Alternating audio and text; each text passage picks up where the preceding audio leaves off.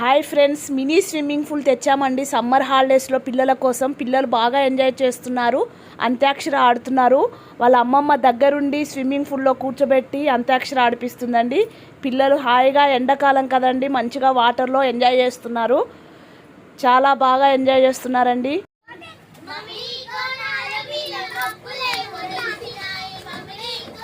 ఇట్లా అనండి, నీళ్ళు